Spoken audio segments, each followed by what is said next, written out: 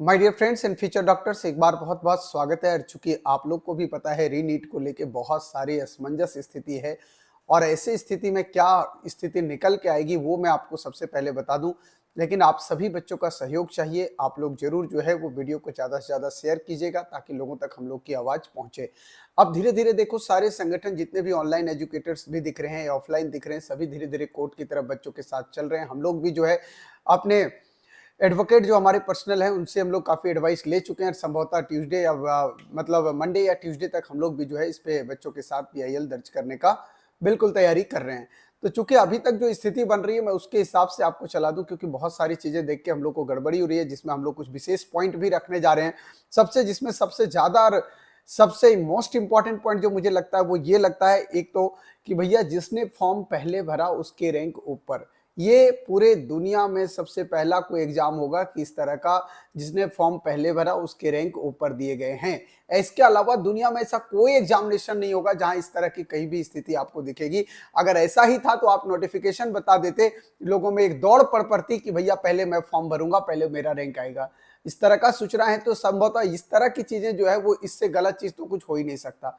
दूसरी बात, grace marks को लेके जो है, ग्रेस मार्क्स को लेके ये तो बता दिया गया कि भैया इतने बच्चे थे जो -20 से 720 तक पहुंचे, लेकिन इन्होंने ये बात नहीं बताया कि कितने ऐसे बच्चे थे।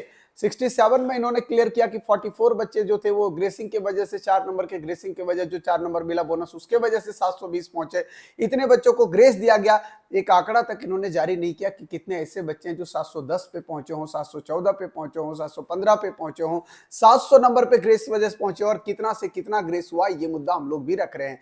दूसरी बात है कि जिन बच्चों को आपने ग्रेस दिया उनके मार्कशीट वगैरह जो भी है, पहला पुराना मार्क्स विदाउट ग्रेस कितना हो रहा है, ग्रेस के बाद आपने कितना उनको रैंक इंक्रीज हुआ, जिसके वजह से कितने बच्चे उसमें सफर किए, इसकी एक लिस्ट इनको प्रॉपर तरीके से जारी करनी चाहिए। हम लोग इस मुद्दे को भी रखने वाले हैं।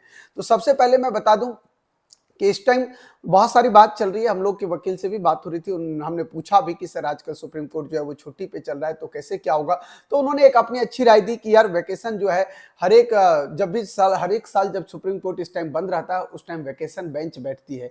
और वैकेशन बेंच जो होती है, जो इमरजेंसी मुद्दा होता है, जो वैकेशन टाइम का इमरजेंसी मुद्दा होता है, उस टाइम को जो है वो तुरंत वो सॉल्व करती है। इसलिए ऐसा कोई दिक्कत नहीं है, हम लोग आराम से इस चीज को आगे लेके चल सकते हैं। तो ये बात सबसे पहले। दूसरी बात है कि हमने पूछा कि भैया कितने दिन ले सकती है सुप्रीम कोर्ट इस चीज पे, तो उन्होंने एक चीज बताया कि कम से कम मान के चलिए कि 15 दिन का वक्त लग सकता है अगर हम लोग पीआईएल जारी करते हैं, क्योंकि और भी लोग कोर्ट पहुंच चुके हैं अभी तक, आप देख रहे होंगे कल से।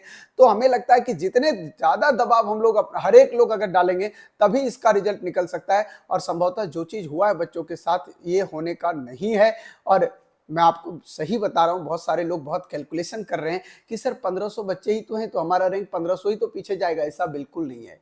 आप जरा सोचो, अगर एक बच्चे को 4 नंबर का भी ग्रेस मिलता है तो सीधा 2000 से 2500 रैंक पीछे आता है।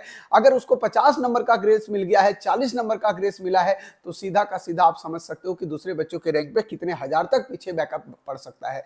तो ये एक बहुत बड़ा सिनेरियो निकल के आएगा। मतलब जो बच्चे इस टाइम 1,30,000 में हो सकते हैं वो 75 और 80,000 के रेंज में आ जाएं अगर इसको ग्रेस मार्क्स को हटाता है, तो आपको एक बड़ा चीज देखने को मिलेगा, इसका पूरा कैलकुलेशन जब आप समझोगे।